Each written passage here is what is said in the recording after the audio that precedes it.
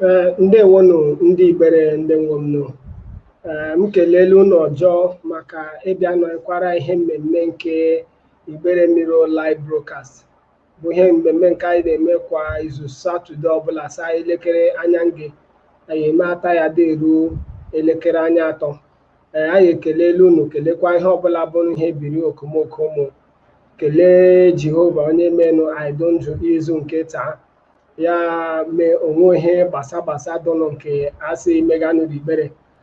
Ozi sana Igbere rusa anyị nchi mee ka anyị wọsa Igbere daa ji onwe hụ ihe akpọmọkwụ dụnụ maọbụ ihe ndu agha banụ Igbere daa ji. Anyị kelechagbukwanụ onye ọbụla bụnụ onye bịanụ nọrọ anyị ihe mmemme nke taa, kelekwanụ ndị rohubụnụ ndị nọdụ akwa ndị anyị ihe mmemme nke taa. Ekelechagbuo onye ọbụla ụzọ dịrị iche eleji unu jide anọrọ anyị Igbere Mirror anyị na-eme elọnwa anyị jide eme. Okodo anya anyị si izu nke taa anyị gaje ịkpa ele ndị ntorobịa Igbere eluwajila gwuru mee 60 years ọnwa nke ọnwa asị ya mba Naijiria agba. Anyị bịara lebatụ ya n'anya ndị ichie eluwaji bụ hụ gwuru meera afa 60 years ọnwa. Anyị bịala anya ele ndị ichie anyị metụ ya ala nke anyị kpọbasara prọfesọ Wakwu Okereke, ya bụrụ onye bịa nọrọ anyị ihe mmemme nke izu ọhụ. Anyị bịa letu ya anya ele Igberekwa ahụ ma ndị ichie ele eji hụ mee ya ahụ afa 60 years ọnwa. Anyị zu nke taa anyị si anyị gaji ile anya ele ndị ntorobịa jide eme afa 60 years ọnwa. Anyị ma nwa nke ọma, anyị emeela nke ọma, onwe ebe anyị kwesịrị imezi nke anyị aka emezi. Ndele anyị jikwa hụ dị eme anyị nwee ike ịkụ aka obu sị anyị agbalịala. Okodo anya Igbere bụ n'oke mba, nwere ije eje gụwa mba bụnụ mba ga-ebe Igbere agụghị. Mba ọbụla bụnụ mba bụ oke mba mehụ ihe ahịa anya, mba bụnụ inwe ike iji wagburu ya onwele bụ ego ewe ya ga-ebe Igbere agụghị. Ma ego elanụ Igbere a nke mbụ onwele bụ igboro ogo ewe ya ga-ebe Igbere agụghị. Ihe la na onwela ihe dị n'ukwu Igbere metasị ya, ma ihe rohu emetasị ya, ma ahụ ndị ifo ndị Igbere mee ya ahụ ihe ji mara Igbere ele oke mba. Atụfu oge nje akọtụra ihe gaje n'ịgba Igbere. Ndị otu Igbere Development Association bụnụ nke eji IDA gworo marụ ụwa zisara ya ozi si saa izuụka bịa na-abịa bụnụ abalị 7 ọnwa 19 nke ọnwa Ibajenụ n'ụwa gaje ịma ihe mmemme nke ụwa chọrọ iji letu ya ndị mmadụ, letu ya ndị Igbere, letu ya ndị nwamị, letu ya ndị nwoke, letu ya ahụ onye ọbụla ma ndị ezi anụ ihe Igbere Secondary School ma o mere ma ga anụ skuul Igbere Secondary School ụwa chọ ka ụwa letu ya wa anya. Mmemme ọhụ eluwa ji hazie ya ji amaghị izuụka ọjọọ bịa na-abịa abalị 7 ọnwa 19 ọnwa Ibajenụ.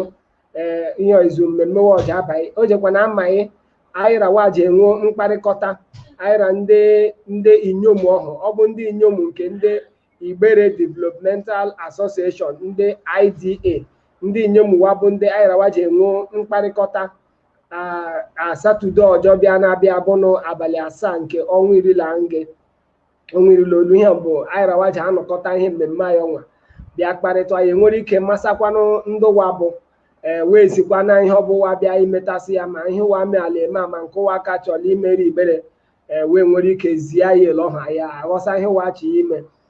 Eme ha ngọ ha abalị 14 nke ọnwa 19 ọnwa, abalị 14 nke ọnwa 19 ọnwa bụ ebe ụwa sị ụwa ji ezukọtara Igbere Secondary School bịa goro mgbe ọhụ letu ya ndị Igbere Secondary School ma ndị ezi ya n'ohi ma o mere ma nọ n'akwụkwọ ma ndị nọ ya ahụ n'eluwa ji nọ ya Igbere Secondary School.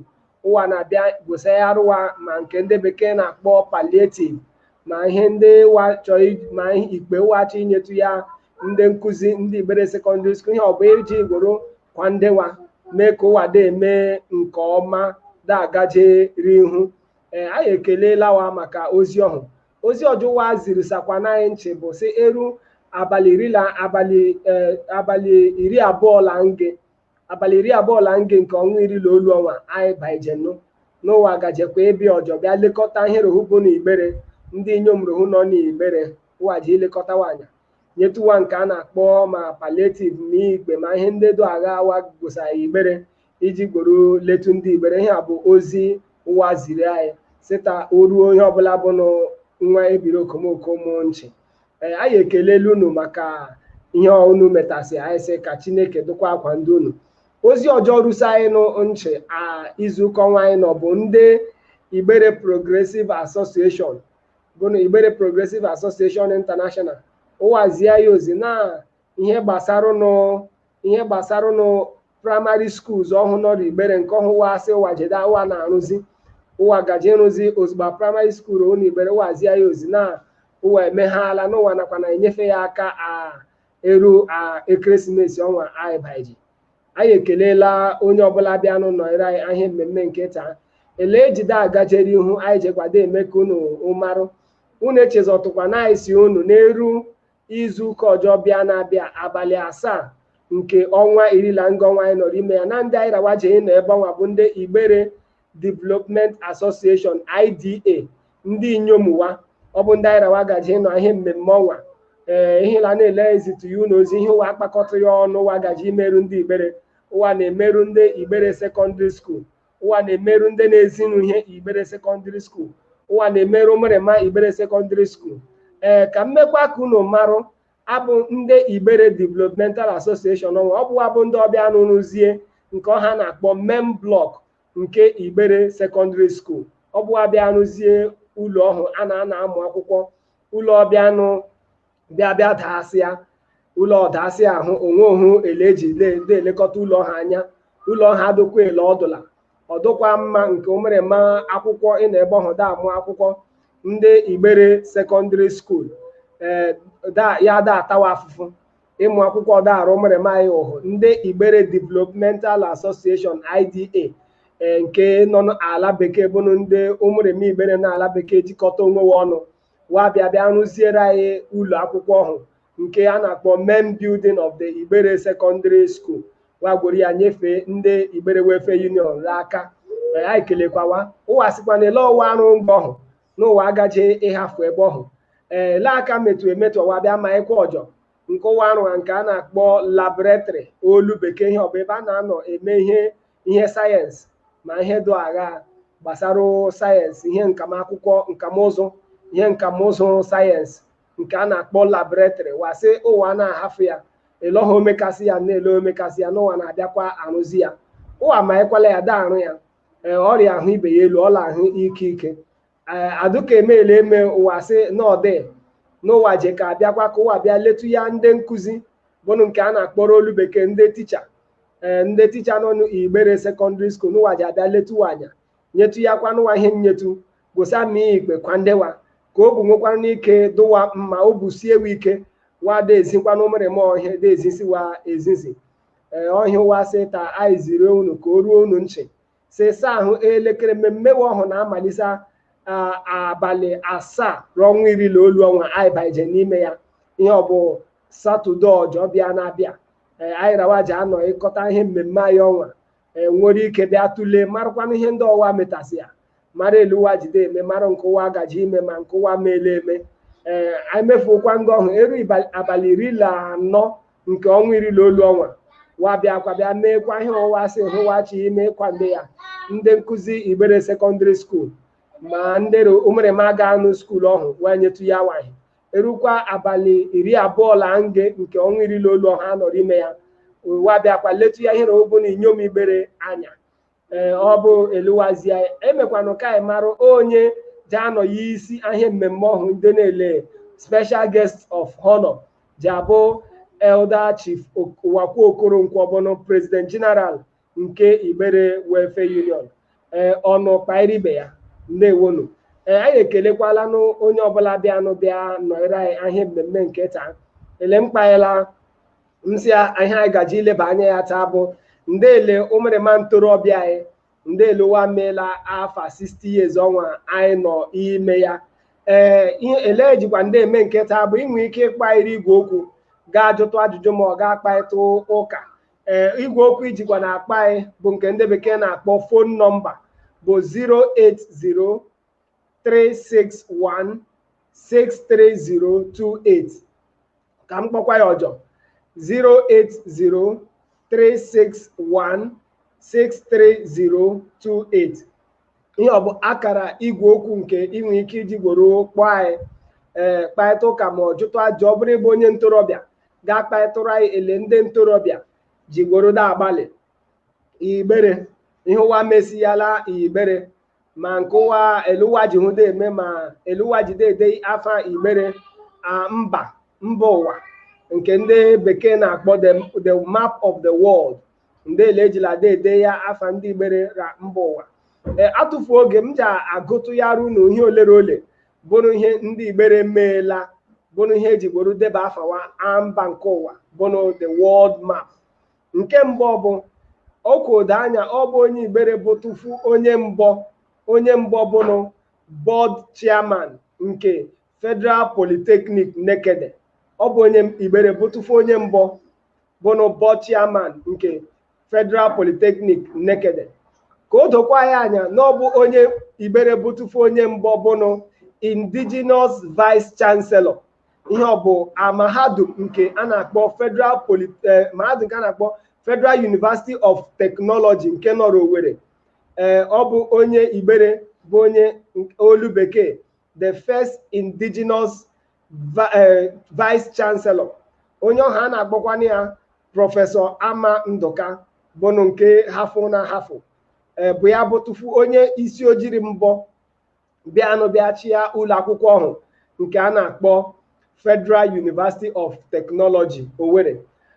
nke board chairman nke Federal Polytechnic Nekede bụ onye a na-akpọ Justice Agbayi Ikweche. ọbịa bụnụ onye mbọ bụnụ onye isi ojiri mbọ jee lekọta ya anya hazie ụlọ akwụkwọ ọhụụ nke a na-akpọ Federal Polytechnic Nekede. Justice Agbayi Ikweche bụkwanụ nke hafụnụ ahafụ. ihe ọjọọ ndị Igbere metasị ya ahụ bụrụ ihe eji dee afa ndị Igbere mba ụwa. okodo anya ọ bụ onye Igbere bụ onye Igbere bụ tupu onye mbọ jọọ ọnụ ọchịchị ahịa na-akpọ independent candidate. ihe ọ bụ ịjọ ọchịchị onwe otu ndọrọndọrọ ọchịchị nke ịnọịrụ otu ndọrọndọrọ ọchịchị nke a na-akpọ political party onwe nke ịnọịrụ gị nọịkwa ahụ ele onwe jee jọọ ọchịchị gị jọọ ha ọchịchị ọhụ merie ya. ọ bụ onye Igbere butufu onye mbọ mee ya mba Nigeria. a nakwa na-akpọ onye ọhụ Elder Chief Barrister E.E. Ukegbu. ọ bụ ya bụ onye mbọ butufu na onye mbọ mba Nigeria bịa jọọ ọchịchị ahịa na-akpọ independent candidate ya bịa merie jee nọị Eastern House of Representatives mgbe ọrị ya bụrụ ele ndị Igbere jide emeda agba mbọ adagụje ile anya gaghị ambara ohu nọnụ ọra ka ụhụ gaghị obodo maọbụ isi ogo gwofsatọ n'ụwa bụrụ ọnwa nwa bịa nwosatọ gọvanọ atọ a 60 years ọnwa anyị nọ onwe isi oge na ahị meela risayalanụ ma ọ bụ Igbere bịa risa gọvanọ atọ anyị nwe ohu abụrụkwa mba mbọ bịa risafụ ya. onye nke mbọ risanụ ihe gọvanọ ọhụ bụ onye a na-akpọ Kọmọdọ Amadi Guy Ikweche. Kọmọdọ Amadi Guy Ikweche bụ onye amakpọ nke Igbere ya bụrụ onye nọnụra ndị amị. ihe ọrụ ya yara ele o jide akpụ ike amị bịa do ndị amị mma eru mgbe ọhụ ahọpụsaga onye ji abụ gọvanọ nke Old Imo State. Old Imo State bụ mgbe ọhụ ndị Imo wara ndị Abịa ka nọkọta ọnụ adaele anya ndị a onye ji abịanụ bịa chịa mba ọnwa bụnụ Imo Steeti nke mgbe ochie. ndị amị bịa hị ele nwa Amadio bụnụ Amadi Ikweche Amadi Guy Ikweche abịaghị ele o jide agba mbọ ọrụ ya nke amị da-arụta ọrụ ya ọhụ ike wa bịa gwuru ya bịa mee ya gọvanọ nke Old Imo Steeti. ya chizikwa na-achizi mgbe ọchị ha onye ọjọ bịanụ bụrụ onye Igbere bịakwanụ bịa baisa ihe ọchịchị ndọrọ ndọrọ ọchịchị baisa na-abịa gburu ya ya bụrụ onye a na-akpọ Wing Commander Emmanuel Ukegbu. Wing Commander Emmanuel Ukegbu bụkwa na onye Ibina Igbere ya bịa chịa ọchịchị Old Anambra steeti. Anambra steeti ihe ebe ọ bịa chịa ọchịchị ele gọvanọ nke Anambra steeti bụ na Wing Commander Emmanuel Ukegbu. Adoka ememe ele aka letuwa anya ya nwana anyị nwoke bụ na Senator Dr. Orji Uzor Kalu ya bịa chịara Abia steeti ele executive gọvanọ nke Abia steeti ya bụrụ ele o ji gburu mee ya bụrụ Igbere bịa bụ mba risatọ ụnụ gọvanọ atọ mba Naijiria ya bụrụ ihe dunuku anyị nọ na-eme. Onwele bụ igworo ule anya ga-ebe ahị ịga ihe gbasara medicine bụ na ịgwọ n'ọrịa olu bekee. Onwe onye Igbere a na-akpọ prọfesọ Ọgwa Ogbureke. Prọfesọ bụ onye nọ n'ụra ala bekee ebe Amerịka na-eme ihe gbasara ịgwọ ọrịa. Ihe a na-akpọ Google bụ na ihe na-ede ya afa ndị mmadụ ihe ụwa adịza ya de ya afa si ya prọfesọ Ọgwa nwachata digrii nke a na-agụ ọgụ n'ọgụ achata ha akwụkwọ gụwasịa ya ebe a na-agụwasị ya bụkwara onye Igbere ya bụrụ ihe ndị Igbere nọ na-eme adụghị ukwu bụnụ ndị agụwa ya a na-agụsa ya agụsa. Ndewonu ka m kelekwa ndị bịa nọnyere anyị tupu m akpọbasa nwanne m nwoke onye mụrụ ya nọdụ eme onye mụrụ ya jede atụletu ele ndị ntorobịa jila agbalịa ahị afa 60 years ọnwa anyị nọ. Ka m kelee nwanne anyị nwaanyị July Makọ m kelela maka ịbịa nọnyere anyị. Nwanne anyị nwoke oke boy official m kelela nna anyị ukwu onye isi anyị bono Chief ese ọkaibe ya nke mbụ nke Igbere anyị ekelela President Igbere Developmental Association anyị ekelela maka ịbịa nọnyere anyị. Ndewo nwanne anyị nwami Rose Arụma Ifeanyi Chukwu Paul anyị ekelela maka ịbịa nọnyere anyị ihe mmemme nke taa. Atụfu oge anyị jekwa hụ na-ele anya ndị Igbere metụ ya ahụ ihe ụwa metụ ya mee na-eji deba afọ Igbere amba nke ụwa bụnụ nke a na-akpọ the world map. Atụfu oge ka m kpọbasa nwanne anyị nwoke Uche mmadụ ka o keletu ndị Igbere ya kọwakwa ndị Igbere onwe ya. Uche ngwanụ keletunu ndị Igbere ga-akọwara Igbere onwe o.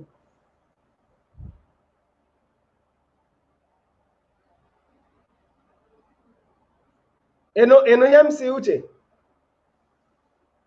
ịnụwala mkpa ya. Hello ịnụwa mkpa ya. Ngwanụ keletu ndị Igbere ga-egwere ohere akọwata ụkwara Igbere onye bụ. Igbere ndewonu ya na-akpọ mbụ Uche mmadụ mbụ onye ụmụọbasi amakala Igbere. M serve Igbere ele President Igbere Students Abia State University. That was in 2010, 11, and 2012. So m ji ohere ada dekele ndewo. Ndewo anyị ekelela former President Igbere Student Union nke Abia State University imela bịa nọnyere anyị ihe mmemme nke taa.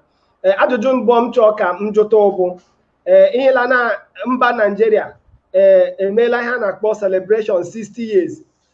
Abịada eleba anya ndị anyị ọdụgele ndị ntorobịa nke Igbere ndị ntorobịa the youths of Igbere ndị ele ọdụgele ụwa mela ụwa gbalịala 60 years ọnwa ka ọ bụ onwe ka ihe ndị ntorobịa bụrụ ndị youth ka ọ bụ onwe ka ihe wa mee elu ụwa kwesị ime ya. Nke bụ eziokwu bụ isi onwe ka ha ka mee bụ abụghị eziokwu because anyị agbala mbọ ndị mụrụ eme Igbere ụwa agbala mbọ ndị youth Igbere ụwa agbala mbọ o doo m anya onwe ya certain things ndị Igbere metụ ya ndị youth Igbere metụ ya years back so and nke mụnwa plekwan rolling this including ihe dele ikeba fertilizer to ndị inyom Igbere so nke a anyị mee ya 2010 as part of the support to the NAI Igbere.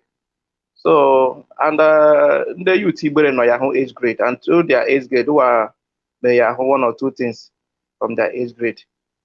And somebody like Chimanya, so in as much as all they die, we talk about our youth. So, about one bon go where. So, the youth agbalịala, but ịga ihu aka kwesị ime more things I kwesị put in place for Igbere. So I believe so much that the youth Igbere nwere a lot of potential. So I just want to agba mbọ dị aje ihu. Ndewo. Okay, ndewo anyị ekelela maka eliji gboro lebatụ anya nda ebe ọ dụrụ esi aje ka da agba mbọ ndị yutu kwesịrị ka nwere mba ekwesị ịgba ndị ebe ọ dụgele ekwesịla ndị ebe ọ dụgele ekwesị ichewere ihu ndị ebe anyị kwesị ichewere ochulata nwa da agba afịfịa ịgba mbọ ọnwa esi anyị kwesị ịda agba ele ndị yutu ndị ebe ọ dụgele anyị kwesị ichewere ochula da agba afịfịa ndewo Anko onwe m nwee ise bụ for me, onwe him na like detail education in the area of education. 2009, I would do a survey, an elementary survey, schools in Igbere. Here are the social environment in Igbere. I chop said that only a lot of my question in our school, but because of hardship and so many reasons, so one we are abịa nọda school ele ndị ibe wa anyị bịa chọpụta that even ndị nọ school anọtụ ntakịrị drop out abịa jụ ndị ahụ emere onye a ji drop out ya bụrụ social influence ya bụrụ enwe platform eji eme sensitize our young people Igbere ịgakwa Igbere gaa hụ ma ndị na-aṅụ ha na-aṅụ gaa hụ a young girl of 15 years ọ tụrụ ime olowo ihe ndị a bụkwa ihe bịa do more rampant Igbere. So mgbe I hold that survey, I bịa wofsa a report on it. And good enough, thank God for somebody there, Professor Ijoma. So ihe mee bụ I discuss with ndị isi Igbere ndị nọ into the academia. I discuss with them. One may agree with us. I bịa hold ha na-akpọ intellectual discourse Igbere ebe anyị kpọkọrịta ndị mmadụ kparịwa lee ihe kwesị ime lee ihe ekwesị ime. So I think I kwesịkwa ịgawa that same direction education. I kwesị ime encourage education. Education Igbere ekwesị do as low as ọdụ tọnwa. Yeah, because ịga school life, in fact, I'm do very happy mgbe m ga Igbere last hụ ya ihe ndị Igbere International Progressive Association I'm the correct bet the Lohana po who one mayor school life that may renovate the primary schools so we also should key into that particular area and no buahe student unionism for now like currently I'm not a Nigerian brewery so most of us know ya they may one or two things can come back and contribute to him Igbere support for then one Igbere so that we can be able to solve all the problem of all these sufferings umurema school no into because of lack of materials, academic materials. So so for me, in summary, I could see each way towards education. That how we came to promote education in Igbere.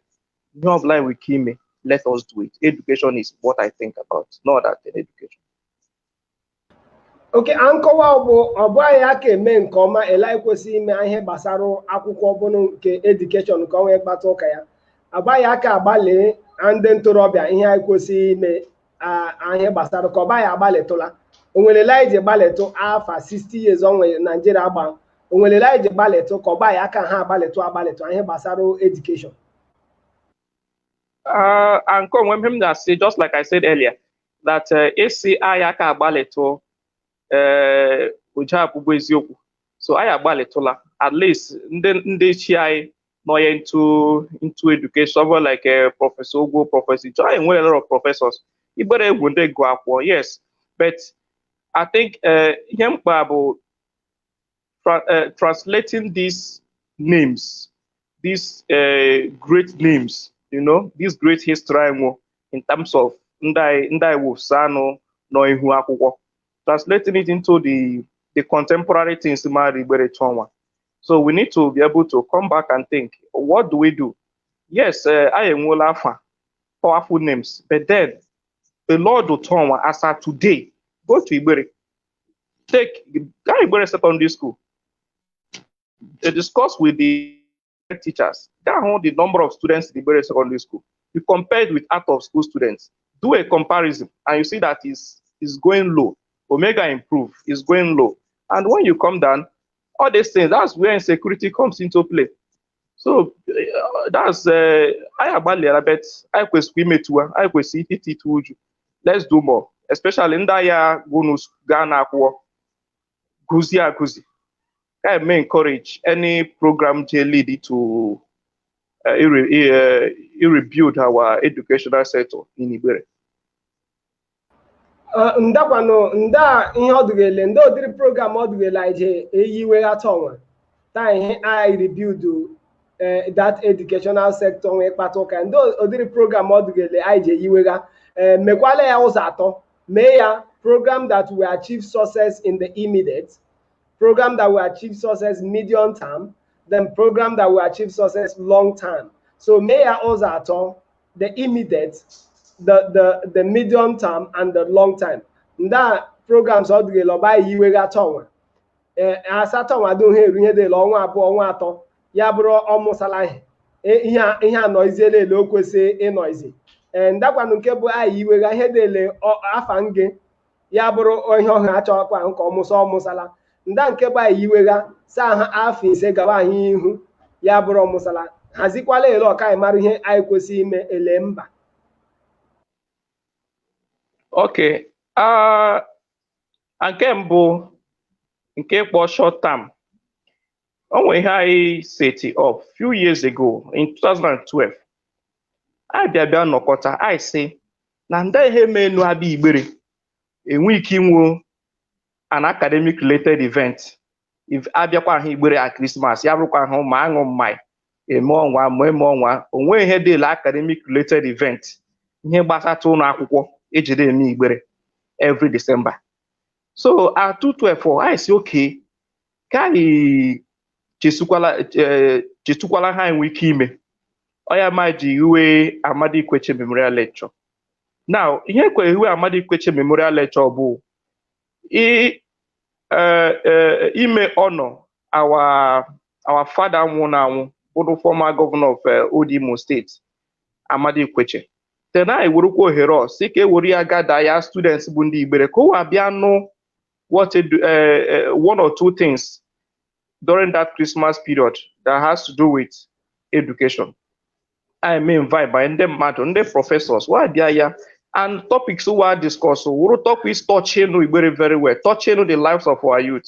So that's something that we're able to do there.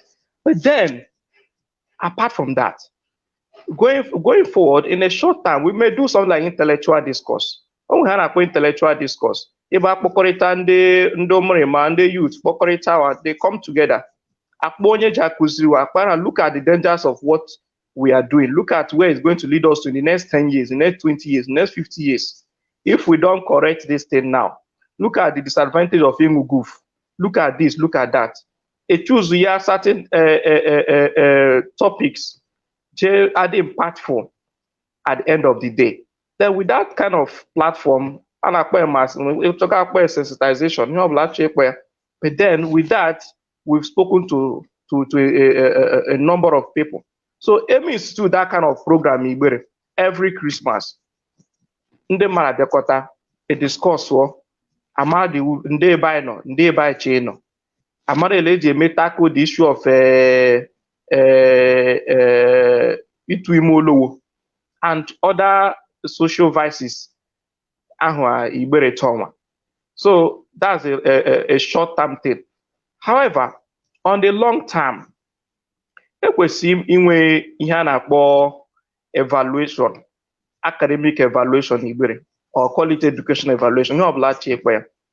I am a way of measuring our educational level, our growth, especially in the rural, in Igbere Gogo, Akpamuka, in the Igbere North side, in Igbere Gogo.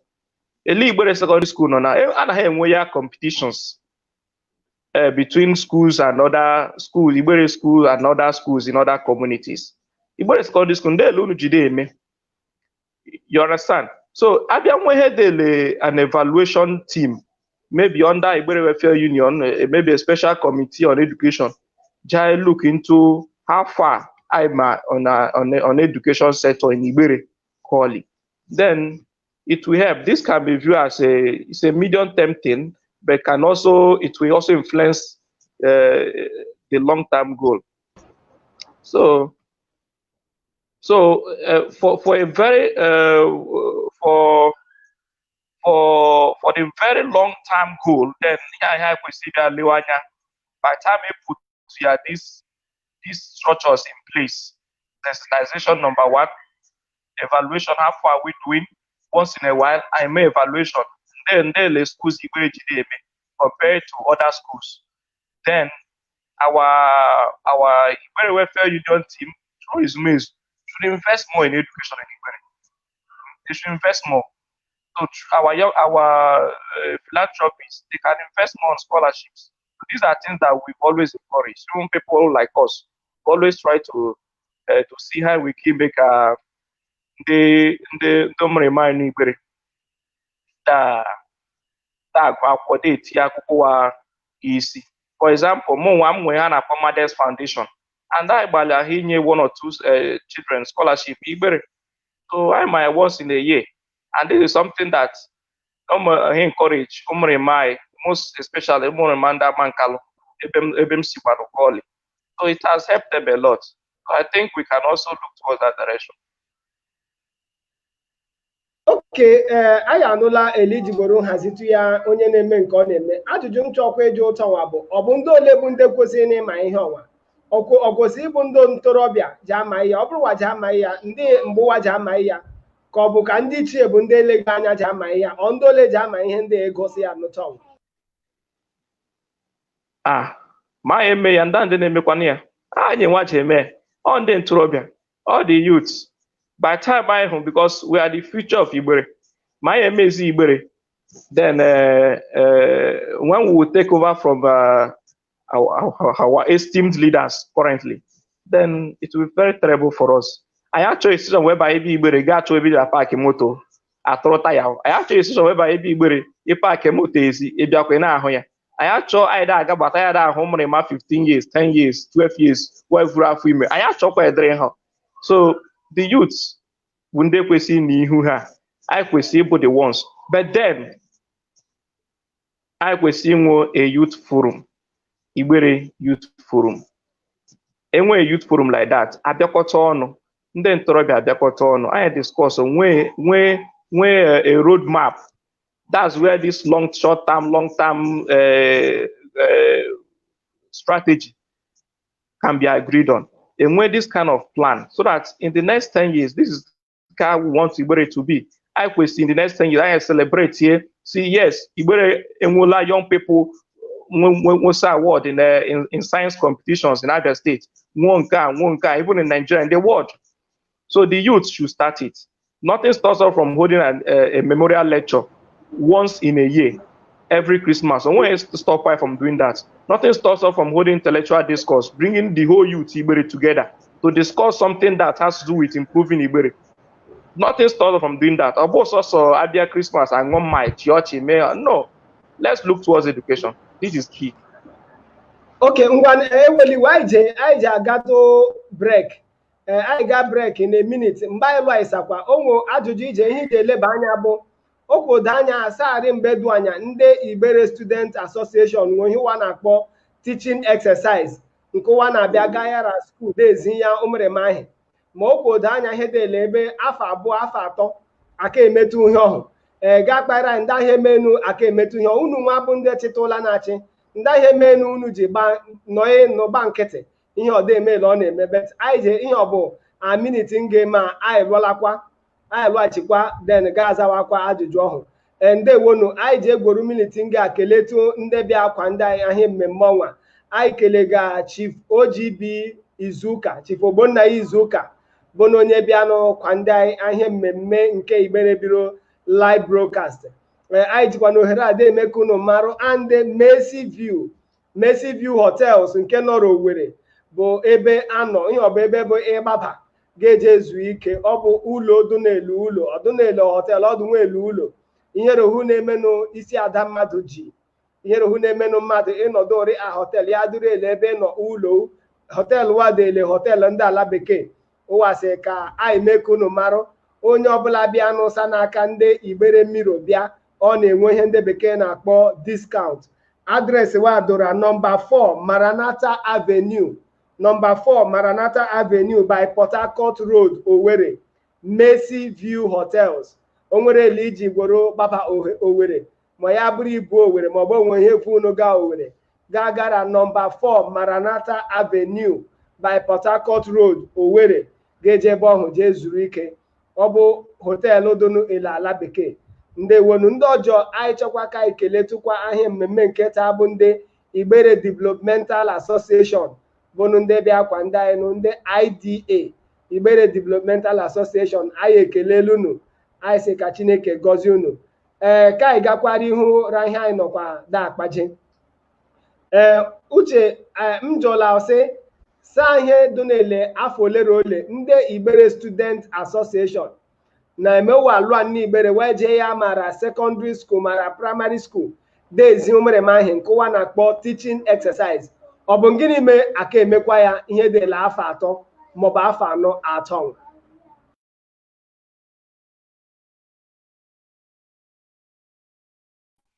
gwofu ngwakpa ije hello no wahemsia hello yes kpa ije anyị nọ ihe kpa ije hello kpa ije anyị nọ ihe kpa ya okay eziokwu anyị na-eme ha na-akpọ teaching exercise this started before mụnwa bụrụ president sef Abia State University I conduct ya I support the national body anyway so I conduct the teaching exercise from 2010-11 continuously at the mayor. But I think menu Ojidele Makwaya has to do with the challenges the National Association of Igbere students will turn. I think the National Association of Igbere students they are trying to find a way to get their people together again. I think when we are little one or two challenges, menu waka and what their general meeting, no a standing ESCO, may organize this event because we have an event of the National Association of Igbere students. So I'm sure that the naive stakeholders they are working towards bringing back the National Association of Igbere students on board. So because without them, I don't think this teaching exercise will be done eligible before, as the case may be. So let's see what happens. I think the stakeholders are working hard. We are going to get them back on board and encourage them. And this teaching exercise will start again because we are ready to support it. We are very ready to support it. Whatever it takes for it to happen, we are in full support of it. From here, I am in Enugu. For me, I'm completely committed to anything Jamaica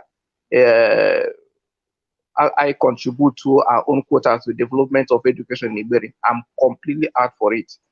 So let's see how it goes. Let's see how it goes. But hopefully by next year, question more teaching exercise, we will do it.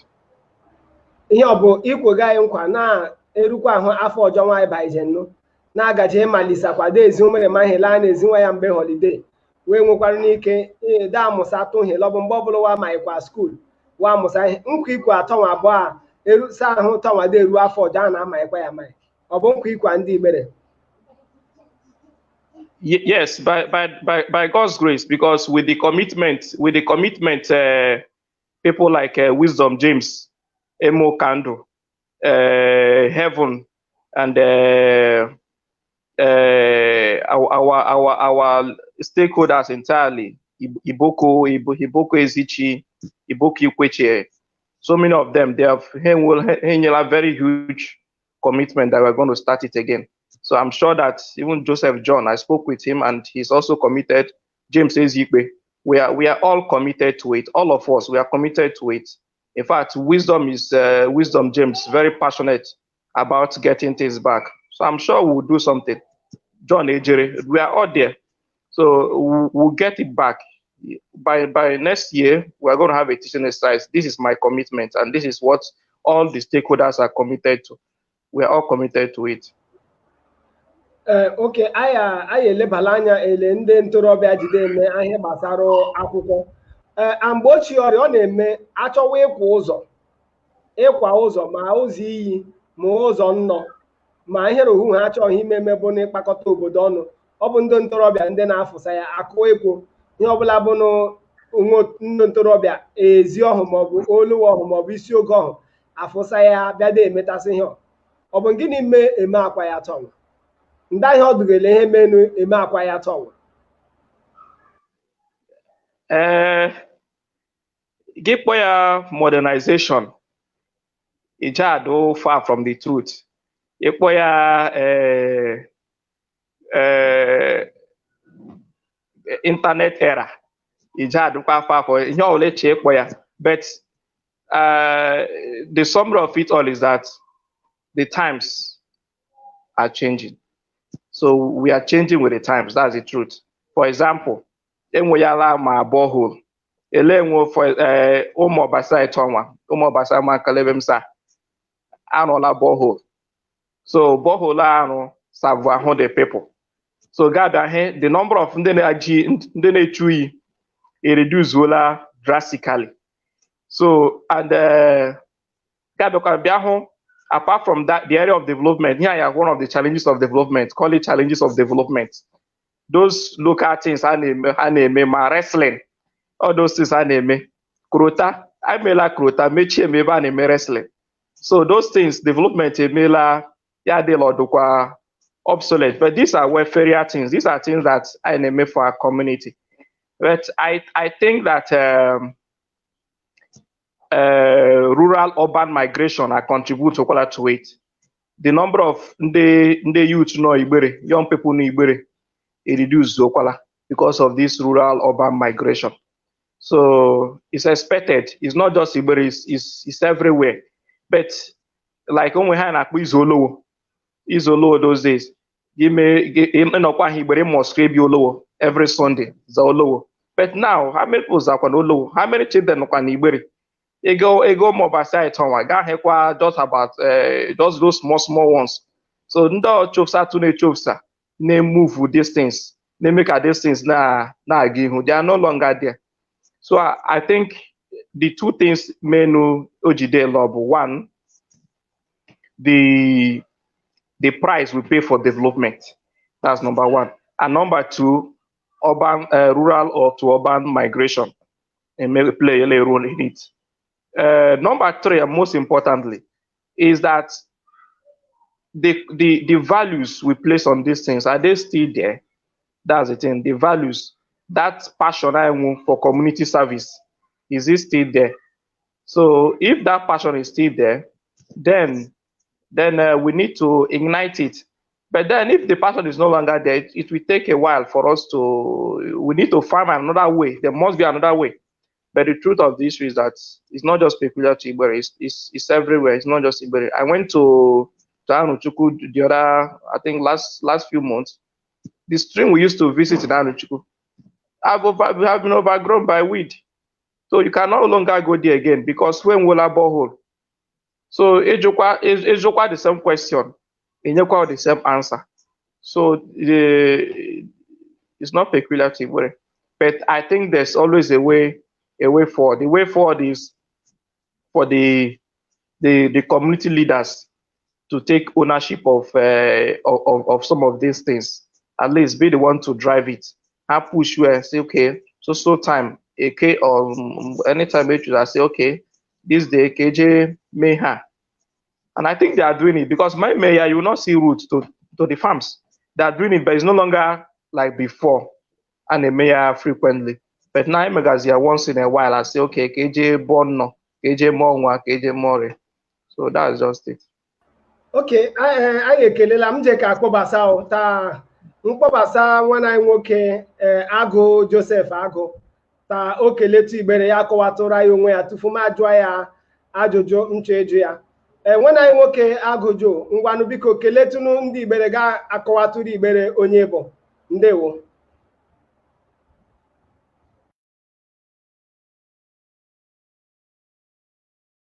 eno ihe m sị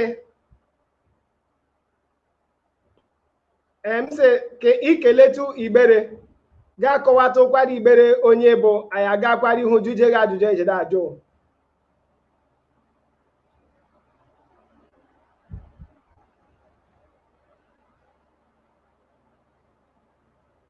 ọ dịla ọsa igwe okwu gaghị anụghị ihe kpa ya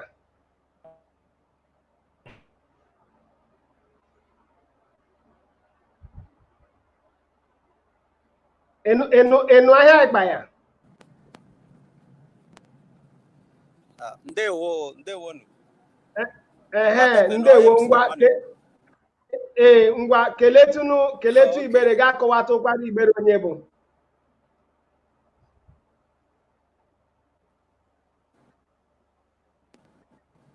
okay no need of it ndewo a na-akpọ Agụ mbụ onye amaokwu onye akwụrụ ọtọ amaokwu I think that's it. So but okay for one in him sir. Kpaije inu ahịa kpa ya kpaije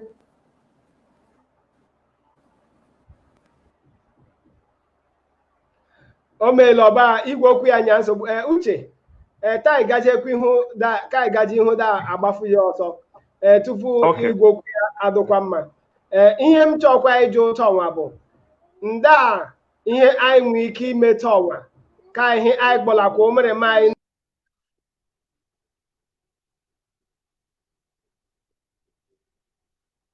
Hello. Nda ihe anyị kwesịrị ime ka ihe anyị kpọlakwa ndị nwanne anyị ndị nọ ya n'ụzọ ije onye menu m ji chọla ka Agụ Joseph ka ọ kparịta ụka maka ndị nwanne ya ndị nọ n'ụzọ ije ọ na-eme alụ n'uhu wada emela ọbụ onwe ihe ọbụla gbasawanụ ụwa abụnụ ndị Igbere wee buru Igbere onwe ihe ọbụla gbasa wadịkwa ha eme sewesewe emeghakwa ahụ onye ọha ala ọ na-elebakwa anya ihe gbasara Igbere onwe ihe ọbụla gbasa emara uhu nke gbasa ya nụ ndị ihe anyị ji emewa ndị ele ọdụ gele anyị ji emewa tọm the first thing bụ make sure that enwe ihe na Igbere jide emewa attract ma ọ bụ ihe jide eme ndị mara attract ịlụ ugwu uwe eji alwa is a simple fact so and nye dele ezumezu na-agbalịkwa ime ka ndị mmadụ na-alụ which is good but ekwesị inwe other things like ezumezu eziokwu ọfọ ndị Igbere rohu but anyị maara that ndị na-akacha eme ya ted abụ ndị nna ya na ndị nna anyị them few of the youth but then ekwesị inwe a youth motivated event on the youth Chief Saya on the youth my organize on the youth my attend Igbere so ihe a ebe ihe dele Miss Igbere face of Igbere area they will have to play a role like they've been playing anyway but we need more like I do academic minded call when I mean call everybody's academic minded but I want to call interested in it. I would like to see an academic event in Igbere. I would want to see a lecture in Igbere, a lecture series in Igbere. We want to see all the students, no Igbere indigenous, coming back to Igbere to attend this lecture series. We want to see our professors. We want to see them talk to us. want to see our captains of industries talk to us, want to see all these things in vogue. So this is the only way to make a demand they are attracted to coming down to Igbere. So for me, events nye need Igbere. Okay, imela nna ka kpọbasa ọta mkpọbasakwa nwanne anyị Joe Agụ ka mmarụ ma igwe okwu ya ọ dụkwala mma. Joe igwe okwu ọ dụla mma tọnwa ịnụwala mkpa ya tọnwa. Joe ịnụwala mkpa ya. Joe ndewo. Ndewo. Oke o meela ọba ihe onwe ya ka nya nsogbu. Ka m gworo ohere a keletukwa onye ọbụla bịa nọnyere anya ihe mmemme nke taa, ihe mmemme nke Igbere Mmiri live broadcast. Taa anyị nọdụ ele anya ele ndị ntorobịa Igbere ma ndị Igbere professional young professionals eluwajila deme wee meela nke ọma. Onwere ebe anyị kwesịtụla imetụ ya ihe anyị kwesịrị imetụ ya ka anyị letu anya. Onye kwesịla na ịkparịtụrụ anyị ụka bụ nwanne anyị nwoke Agụ Joseph Agụ, ma ọ dịle ihe igwe okwu ya ka nyetuwa nsogbu. Ka anyị marụkwala ma ọ dụkwala ele o kwesịrị ịdụ. Joe ọ dụla mma tọnwa. Hello Joe nwanne ọ dụla mma tọnwa. Okay, ọka meghe lọba ọka nyetuwa nsogbu ya dụkwa ele o kwesịrị ịdụ ya nwere ike bịa kparịtụrụ anyị ụka. Ma nnọlada agụsịtụrụ anyị ihe ndị Igbere metụ ya ala bụnụ ihe bụnụ eji gboro deba afa Igbere ra mba ụwa. Nwere ihe dị n'iche iche Igbere metụ ya ala ma abịa n'ahịa na-akpọ prọfesọship ele a nwanne m Uche mmadụ nọdụ akpa ahịa gbasara akwụkwọ n'ọdụta ya mma ike ịbịa gaa ahịa prọfesọs ndị Igbere nwe odutu ukwu ike ịnala agụ ọraka ọ ga-agụ ya ahụ obodo na-agụ gaghị ndị nweolanụ ụdịrị prọfesọship ndị Igbere nwe ya anyị nwe ya hụ prọfesọs ebe ọ dị n'ukwu ya bụrụ ihe anyị meela within ndị 60 years anyị agbalịtala ike ịbịakwa ndụ ihe gbasara ụlọ anyị deela ya ede si anyị enweola san 4 atọ nwee judges anyị nwee ya ahụ lọya asị ya lọya Igbere tọnwe na-agụsa ya ọgụ o melarị nke ụwa chọkwara ịbịa nwee a branch of the Nigerian Bar Association Igbere. Ndị Igbere lawyers nọ ahụ etiti ọkpa tụwa bịa mee establish the branch of Nigerian Bar Association Igbere. Ịbịa ihe gbasara medicine ndị Igbere kpala ụwa doluku a na-agụsa ya ọgụ ndị menu medicine Igbere ụwa ha na-ele aja ma sịta agụwa ya na-agụsa ya ọgụ. Ịbịa ihe gbasara ịgba bọọlụ nke a na-akpọ sports anyị enweolanụ ndị Igbere bụnụ ndị rule ogo nke national team bụnụ Super Eagle. Anyị nwere hụ Kalụ yara nwanne ya Ike Uche ụwa gbala na Igbe anya ọrịa ga-abịakwana ihe gbasara banking anyị enweolanụ ma dede anyị Igiri gbalị hụnụ ruo ogo director na Central Bank of Nigeria ya bịa nye aka kpọbasa ya ahụ ndị dị n'ukwu ndị Igbere na Central Bank of Nigeria. Ndị ahụ nke a na-agụ ndị nke a na-ahafụ. Ta m kpọbasakwa Uche ihela na ele m ji gosi ya ndị ichie anyị eluwa jide eme do ma ndị enyi a n'aka elonwa dede anyị Igiri nọ ịmara ụmụrụ m atọ nwa amasakwa onye bụ na Igiri chi dede anyị Igiri ọ gbalite ike ịkpọbata ya ndị Igbere a Central Bank. Ndị ntorobịa tọnwa unu ka nyarụ ha onwe n'aka ndị Igbere ndị ntorobịa unu ka nyarụ ha onwe n'aka elo ndị ichie anyị jide enye aka. Na mgbe ọrịa ndị ichie gatụfu mba ose ebe a na-akpọ mba ose ịzụ afịa onye Igbere ga-ebu ụzọ gatụfu ebe ya ahịa ebe ọhọdọ mma ya lụọ uhu bịa kpọrọ ya ndị Igbere rohu emetụta arụ ahịa a na-akpọ Igbere quarters na mba ose ibe ndị Igbere bukọta ya arụ ya mba ose. Mgbe ụwa asakwa mba ose fụọ gaa Aba onye ga Aba ya ahịa ele Aba jide aga ya alụkwa ahụ kpọrọ ya ndị Igbere juo Aba. Mgbe eruru Lagos ndị Igbere ihe ọkwele ejiri enwere ime ebe a na-akpọ ndị Okorocha a Lagos ndị Igbere bịa kpọkọta ya onwewa eluwa ma mgbe ọrịa unu ma ya hụtọnwa In fact, ihe ejo tonwa ụmụ m obu aṅụrị. Nye okede eme m obu aṅụrị bụ o mee m chesa mgbara ka nọ Abia State University. Mgbe m bụ president of Igbere National Igbere Students Abia State University. Mụra Joseph John. I bịaga ọfịs Dikini Mezala. Yara Ogbonna Obike mgbe wa na Government House. So I gave most notably mgbe m meti Ogbonna Obike. Ya si na ke enye ya afa 5 persons bụ ndị graduating from NAIS, bụ members of NAIS graduating ka mmadụ eleji enyeru aka. Now, the question becomes, ndị ahụ mena ejijebo.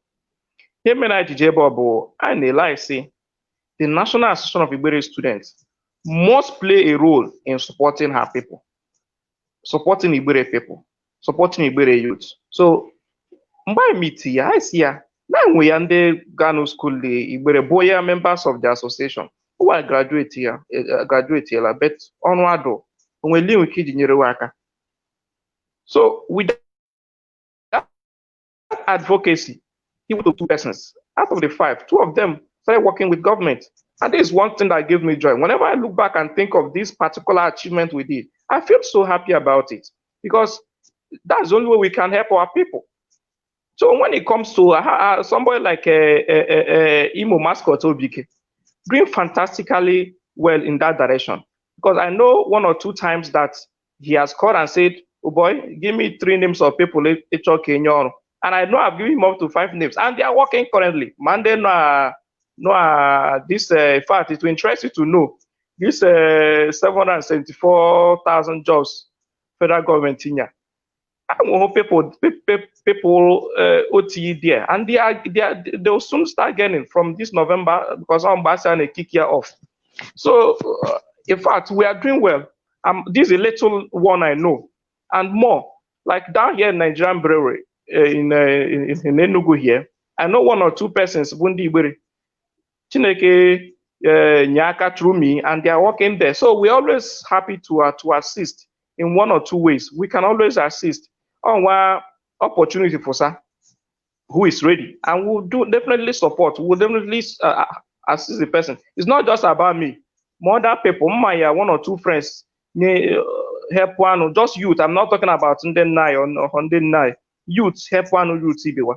So Igbere ba humble in that direction. Wa ba humble seriously. The youths of Igbere, at least them maru one on. They are helping a lot. They are helping a lot.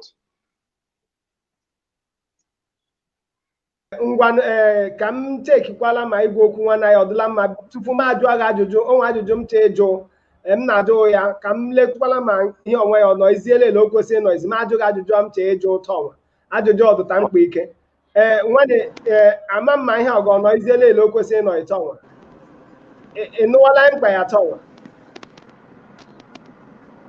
nwanne ịnụwala mkpa ya tọ ọnwa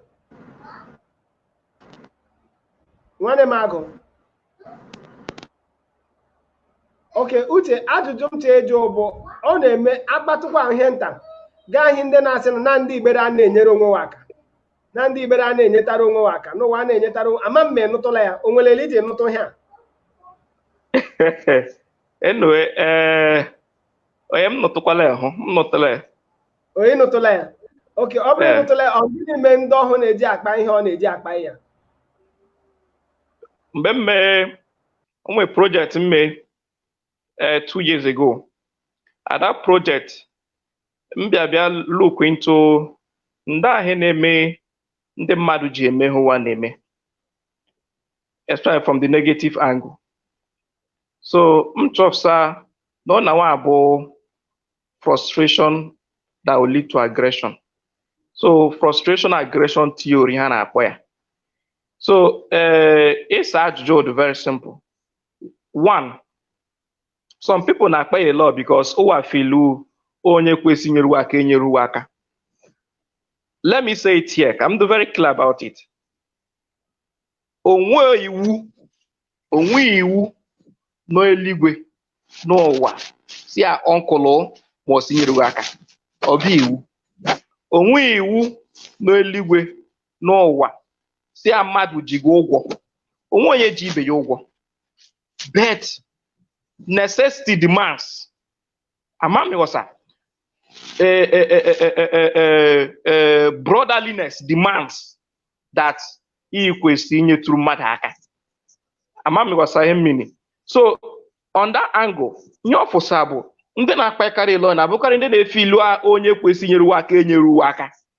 Gị bịa filu dedema ma nwa nke ọma, ọya nwa jib, owu ahụ ụlọ, dem ọnwa, betonwik ọchị inyeru m aka. Ike ajụ onwe o, mụ nwa akpaghịga ha, ndị onye m nyeru aka. All these things are strategic thinking that people kwesịrị enwu. Ndị ahụ emela ka m nyere onye aka. Dedego alụa. Onwe inwe ike isi ka ị bịa metụrụ ya ihe gị ụlọ. Gị balance ya chịkọta ụkpa. Mgbe ọ na-ala, ga-abịa vuru pepa. Ma ndị na-akacha akpa ya lọ bụ ndị enwe pepa. Ga-abịa si ka o nyere gị aka. Ndị ahụ imeru ya. Mgbe ọ lụọ, ị bịara gbara ya jen.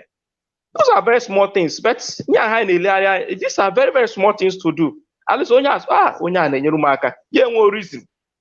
So apart from that, the truth, in the law, I wonder why they do, because I know we are all in that same position.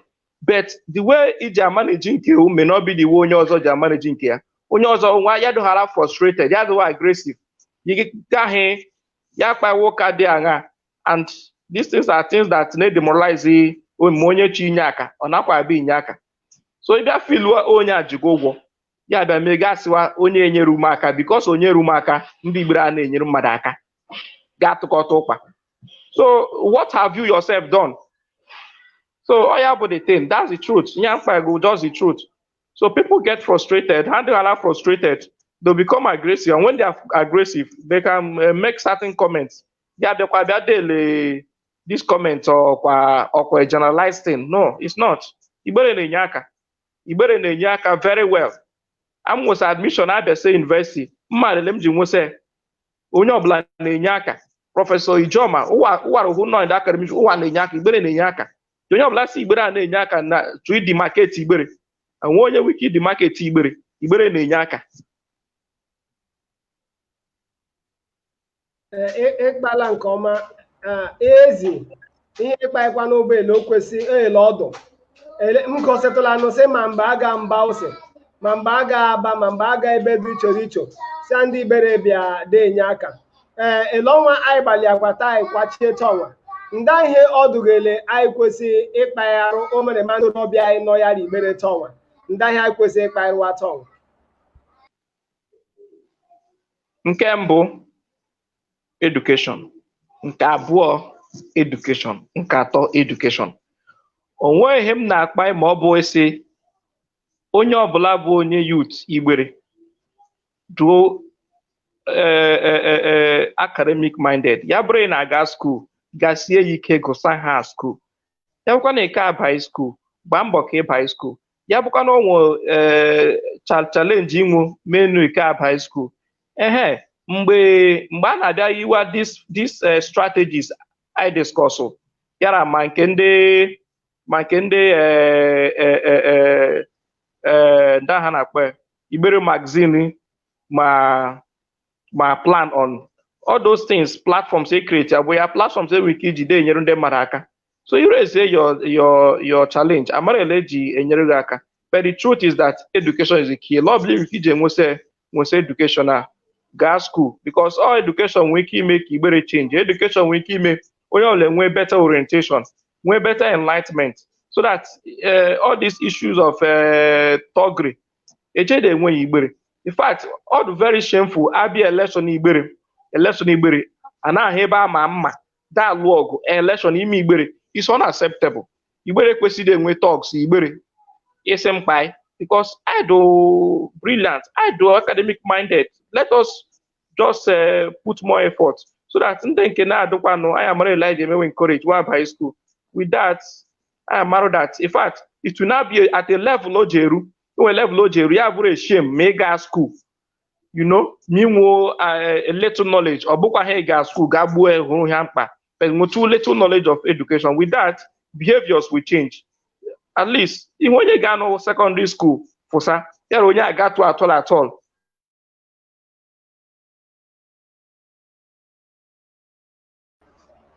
anyị ekelela uche mmadụ maka ịbịa nọnyere anyị. Ụmụ ihe nge bụrụ ihe ekwesị ịbụ ihe ejede anụ anụ. Ele Igbere nọ. Igbere bụ obodo danụ. Most of them, not all the time. Igbere bụ n'obodo danụ ji. Ụmụ ihe gbanụ izu ụka ọnwa gaa na-aga Igbere. Ndị amị baisara Igbere waji akawa bịara Igbere site ụwa bịa ele anọdụ eme ihe ensas ada emeghe agha agha ambojo. Ndị amị baisi Igbere elu ụwa rụsara Igbere wagworo ọnụ wasị na Igbere daji n'ụwa aka hi obodo danụ ji ele ọnwa Igbere ji daa ji. Uche ọ dele igwe okwu melo nyetu nsogbu. Network bịa nye nsogbu. Ngwa nyebuwa your concluding thought ka anyị nwere ike kwachiekwa. Hello, sorry, si unyefuwakwa your concluding thought. Okay, so I focus on that educational angle. Then, yeah, change. Oja help change your behavior, change elende yuta ji akpa agwa. Wofu mahedele togri, wofu mahedele arm robbery. Igbere, ndị Igbere abụ ndị osi, ndị Igbere na-enyere mmadụ aka. Then, and that thing that is also very important with our parents. Our parents, GCK, they made their children encourage to go to school. Encouragement will also help. Oja help when they youth. So parents need they help. Why? So that we will also help them in the future, because that will be their joy. So the National Association of Igbere students must play a role in this, and that is the more reason why the stakeholders, I'm very, very sure with their commitment, will get them back on track. Yeah, help play a role to help to sensitize our young people in Igbere. It change the way we look at certain things, especially our academic behavior Igbere, than other social vices Igbere. Anyị ekelela imela maka ịbịa nọnyere anyị. Taa anyị nọdụ eleba anya ndị ntorobịa Igbere eluwa jila mee abịa lebatụ ya anya ihe dị n'iche uche. Nwanne anyị nwoke bụ Uche Mmadụ bụ onye anyị re ya nọ aizu nke taa lebatụ ya anya ihe ndị anyị lebatụ ya anya. Anyị ekelela ya maka ịbịa nọnyere anyị ahịa mmemme nke taa. Anyị ji abịa n'ụkwachie